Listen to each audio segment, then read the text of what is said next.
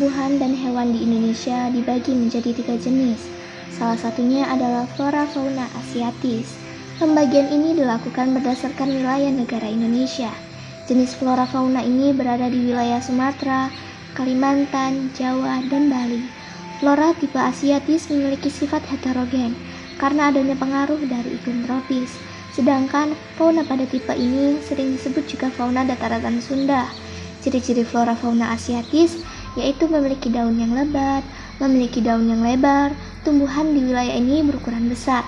Sedangkan untuk faunanya terdapat beragam jenis kera dan reptil. Tidak banyak burung dengan beragam warna, namun cenderung memiliki suara merdu. Banyak jenis fauna endemik atau jenis hewan yang hidup di wilayah tertentu. Adapun flora dan fauna tipe asiatis yang akan kami bahas pada video berikut ini. Fauna yang pertama ada jalak Bali. Jalak Bali adalah jenis burung yang terkenal karena bentuk fisiknya yang cantik serta suara merdu. Burung khas Pulau Bali ini memiliki warna bulu dominan putih bersih. Pada bagian sayap dan ekor memiliki bulu berwarna hitam. Sejak awal ditemukan, jumlah burung jalak Bali terus berkurang hingga dinyatakan nyaris punah. Jalak Bali ini pertama kali ditemukan pada tahun 910 dengan jumlah 500 hingga 900 ekor. Pada tahun 2015, jumlah populasi jalak Bali meningkat menjadi 75 ekor. Tahun 2017 menjadi 81 ekor dan tahun setelahnya bertambah menjadi 109 ekor. Telur jalak Bali berwarna biru dan jalak Bali merupakan burung yang menjadi maskot dari Pulau Bali. Fauna yang kedua ada terenggiling. Terenggiling Sunda atau terenggiling Jawa yang hidup di hutan-hutan Indonesia juga tak luput dari ancaman kepunahan. Bahkan, terenggiling Sunda merupakan satu dari 2 spesies terenggiling yang kritis terancam punah, menurut daftar merah IUCN. Sisik terenggiling sangat keras karena sisik terenggiling terbuat dari keratin. Hal ini sangat menguntungkan bagi terenggiling karena dapat menjauhkan terenggiling dari predator. Apakah kalian tahu jika lidah terenggiling dapat lebih panjang dari panjang tubuhnya sendiri? Walaupun memiliki ukuran yang besar, terenggiling ternyata hanya memakan semut saja. Seekor terenggiling dapat makan 20.000 semut setiap harinya atau 73 juta semut setiap tahunnya. Jenis fauna yang ketiga ada harimau Sumatera. Tahukah kamu kalau harimau Sumatera ternyata subspesies harimau yang paling kecil? Panjang harimau Sumatera jantan mencapai 2,34 meter dan betina 1,98 meter. Bobot jantan mencapai 136 kg dan betina 91 kg. Selain ukurannya yang lebih kecil, harimau Sumatera juga punya ciri khas yang unik yang membuatnya beda dari subspesies lain. Warna bulunya lebih gelap dengan pola belang-belang dempet. Harimau Sumatera hanya melahirkan 1-2 anak dalam 1 kali kehamilan. Sebagai predator puncak di ekosistem, harimau Sumatera ternyata tidak punya predator. Sayangnya hal itu tidak menjamin keselamatannya. Mengutip laman AZ Animals, perkebunan kelapa sawit, akasia, dan karet terus mendesak keberadaan harimau Sumatera ke wilayah dengan minim hewan buruan dan serat akan kemungkinan kontak dengan manusia. Selain itu, perdagangan kayu ilegal, perburuan, dan perdagangan hewan liar juga menyumbang banyak masalah. Jenis fauna yang keempat ada badak Jawa. Badak Jawa mempunyai nama ilmiah Rhinoceros sondaicus yang diambil dari bahasa Yunani, artinya hidung dan jula.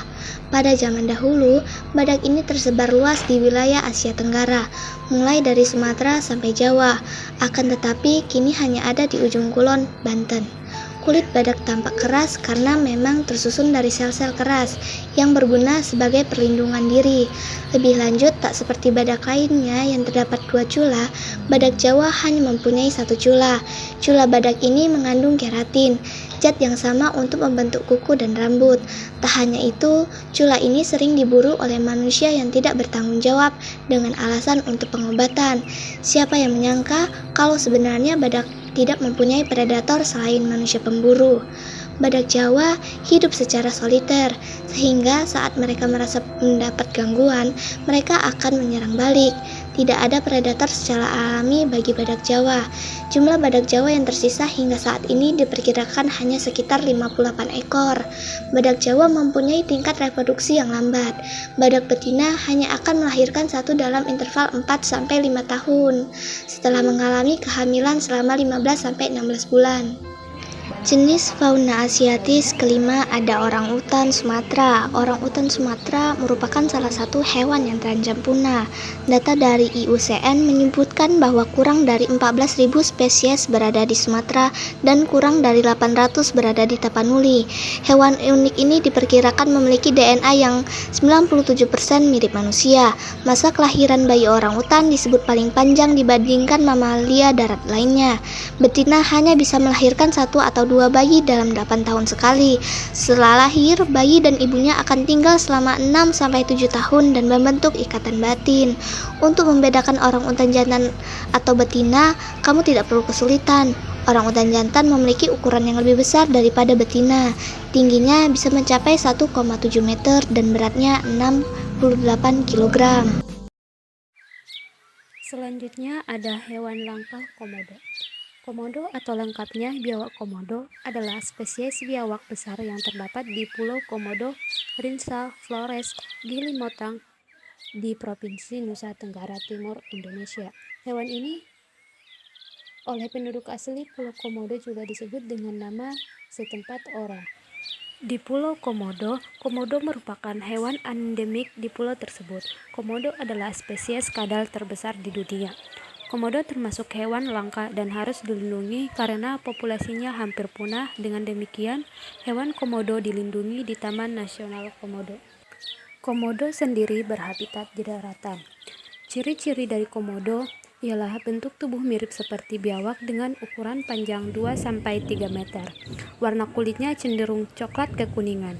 Memiliki kulit kasar bersisik untuk melindungi tubuhnya. Memiliki 4 kaki dengan cakar yang kuat, serta memiliki nama lokal ora.